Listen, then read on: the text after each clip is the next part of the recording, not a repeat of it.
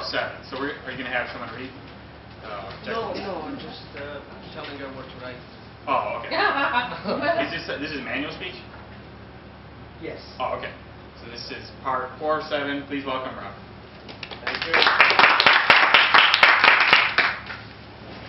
Hello, Toastmasters, distinguished guests. You know, my topic is, excuse me, emotional intelligence. Part 1 was emotional awareness. Part 2 was, excuse me, emotional expression. Part 3, emotional understanding of other people's emotion. And this is part 4, what do I do with it? Emotional reasoning and decision making when I put all this information together.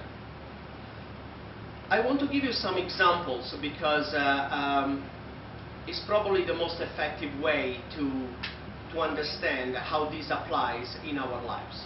2 examples. One is, by the way, is anyone looking for a job or no? Anybody interviewing or? Okay. Thank you. That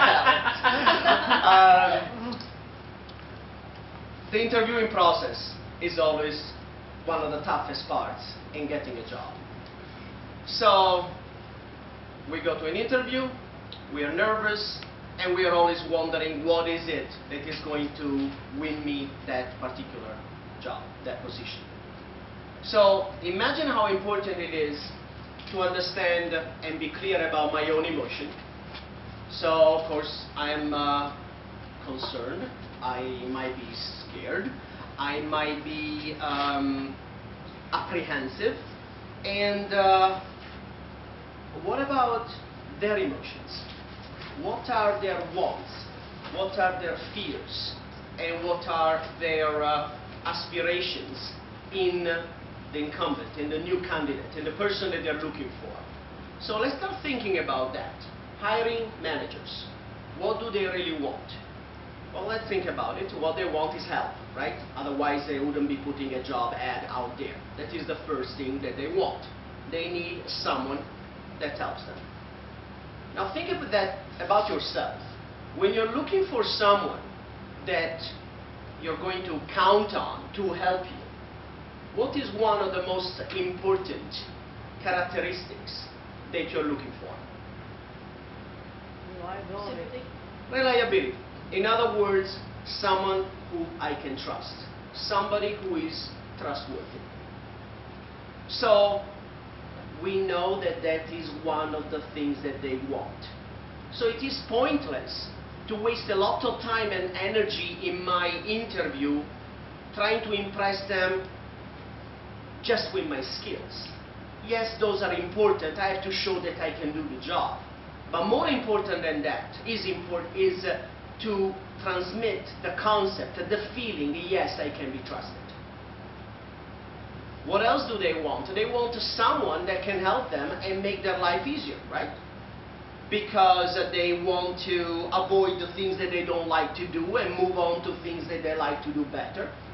So, given that, if I can show that I have a desire to help them do that, I often recommend my clients that are going through a career coaching, ask them, the ideal candidate, how would that person help you the most? What can I do to alleviate your everyday burden? What are the things that you can delegate to me that I can take on and you don't have to? Those are good questions. Those are the kind of questions that add to my value as a candidate for that interview. Also, what else? What other worries, emotions, emotional questions that they have? Well, here are some basic ones. Will my boss like you? Because if I choose you and my boss doesn't like you, I'm in trouble, right? Will my team like you? Because if my team does not like you, they're going to come back to me and say, why did you hire this person? And I lose credibility on leadership. Will my customers like you? That's a given. But fundamentally, the main question is, will I like you?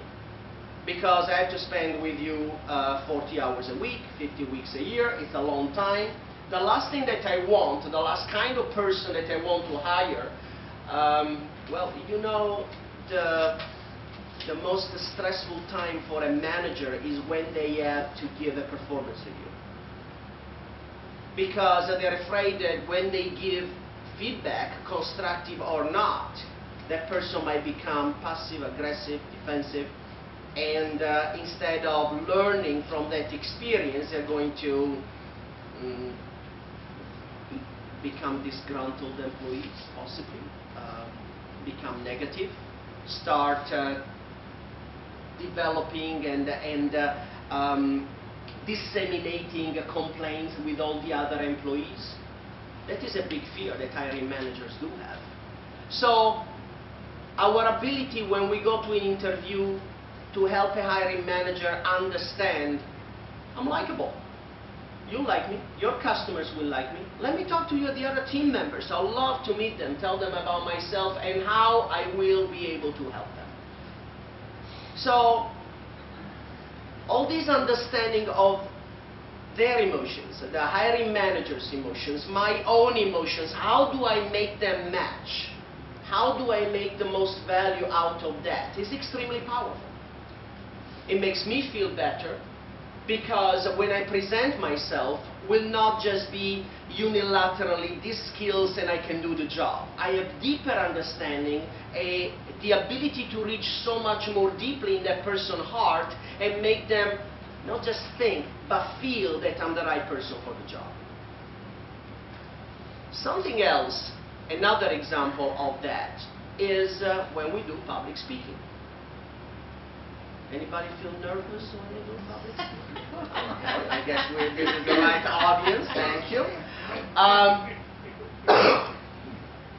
Something that told me a lot, and I read this in some book, but it said, your audience, you're afraid of them sometimes, but actually they're the people that really, really want you to succeed.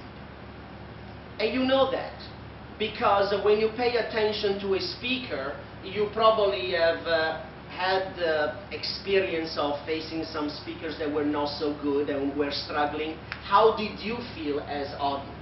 You didn't feel very good, right? You felt uncomfortable for them. So actually, when you are in the position of a speaker, really helps to think.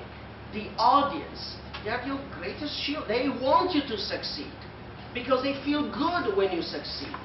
They want to be in a position where they can tell you, I learned a lot. Thank you. That's wonderful. This is where they want to be. So that understanding of our own fears, but especially of what our audience wants, can really make a big difference in the actions that we take, our reasoning, and the decision-making process that makes us most successful. Thank you.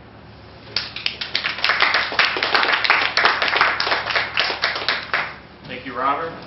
Our next speaker is going to be Elin, and the title of her speech